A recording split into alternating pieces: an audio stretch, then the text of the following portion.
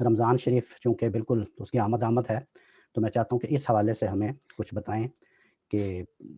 تقویٰ حاصل کرنے کے لیے ہم کیا کر سکتے ہیں، کس طرح اس مہینے کو ہم یوٹیلائز کر سکتے ہیں زیادہ سے زیادہ بہتر انداز میں۔ یہ اللہ تعالیٰ کی عنایت ہے کہ وہ ہر سال اپنے حکم کے تحت یہ موقع فراہم کرتے ہیں کہ ہم اپنی تربیت کر سکیں۔ کم و بیش 720 گھنٹے کی یہ تربیت گاہ منعقد کر دی جاتی ہے۔ اس میں ہم اپنی جبلتوں کے ضروری تقاضوں پر بھی پابندی لگاتے ہیں، اور اس طرح اس بات کی مشق کرتے ہیں کہ ہمارا پروردگار اگر ہمیں حکم دے گا تو ہم امتثال امر میں ہر چیز چھوڑ دیں گے۔ چونکہ یہ بنیادی جبلتوں پر پابندی لگائی جاتی ہے تو وہ چند گھنٹوں ہی میں زور کرنا شروع کر دیتی ہیں، اور ہر لمحے میں یہ احساس تازہ ہونا شروع ہو جاتا ہے کہ ہم ایک پروردگار کے بندے ہیں، عاجز بندے ہیں، اس کے حکم کے پابند ہیں، اور اگر اس نے یہ فرمایا ہے کہ ہمیں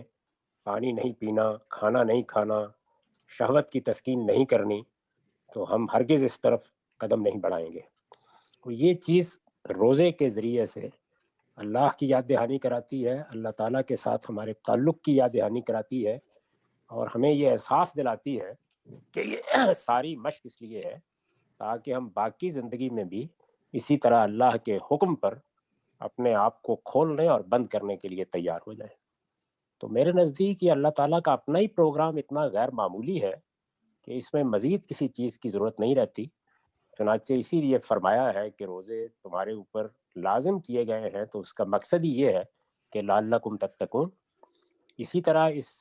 کے لیے جس مہینے کا انتخاب کیا گیا ہے وہ آپ سب جانتے ہیں کہ رمضان کا مہینہ ہے، اور رمضان کا مہینہ قرآن کے نزول کا مہینہ ہے۔ تو اللہ تعالیٰ کی کتاب ہی ہمارے لیے رہنما ہے، اسی کو ہم اپنے لیے ہدایت کا منبع سمجھتے ہیں۔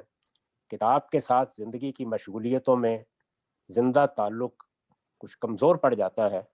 ہر سال یہ مہینہ اس کی یاد دہانی کرا دیتا ہے۔ اس میں کوشش کرنی چاہیے کہ تذکیر کے پہلو سے قرآن کی تلاوت کی جائے، یعنی اگر عربی زبان آتی ہے تو پھر تو کیا ہی کہنے ہیں،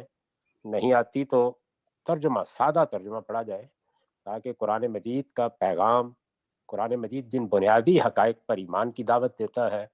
قرآن مجید جو ضروری اخلاقیات سکھاتا ہے، ان کی تذکیر ہو، اور اللہ تعالیٰ کی صفات بار بار قرآن مجید میں یاد دہانی کے لیے آتی ہیں، وہ ہمارے لیے منبع الہام بنے، ہم اپنے آپ کو ان صفات کے تقاضوں کے مطابق ڈھالنے کی کوشش کریں۔ تو یہ دونوں چیزیں بڑی خوبی کے ساتھ ایک ہی حدیث میں بیان ہو گئی ہیں کہ من صام رمضان غفر له ما تقدم من ذنبه ومن قام رمضان غفر له ما تقدم من ذنبه، کہ جس نے رمضان کے روزے رکھے، اور ایک دوسری روایت میں ہے کہ ایماناً و احتسابا، یعنی ایمان کے ساتھ اور اپنے علم و عمل کا جائزہ لیتے ہوئے،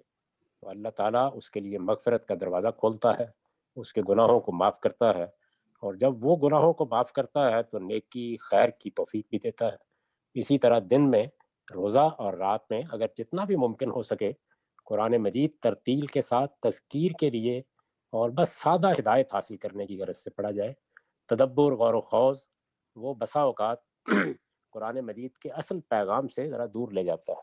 تو عام دنوں میں تو خیر تدبر کے بھی بہت موقع ہوتے ہیں، اللہ تعالیٰ ہر ایک کو توفیق دے۔ اگر کوئی 24 گھنٹے کے لیے اعتکاف میں بیٹھ جاتا ہے تو وہاں بھی اس کا موقع ہو سکتا ہے، لیکن ایسا نہ ہو تو رمضان میں کوشش یہی کرنی چاہیے کہ کم سے کم پورے قرآن مجید کو ایک مرتبہ سن لیا جائے۔ اللہ تعالیٰ نے یہ بڑے مواقع پیدا کر دیے ہیں کہ اچھے سے اچھے ترجمے، اچھی سے اچھی تلاوت اب آپ سن سکتے ہیں۔ تو یہ عذر ہی ختم ہو گیا ہے کہ پڑھنا نہیں آتا یا اچھا پڑھنا نہیں آتا۔ اب آپ سنیے، اچھے قاریوں کی تلاوت سنیے، اچھے ترجمے سنیے، بہت کچھ اس وقت موجود ہے۔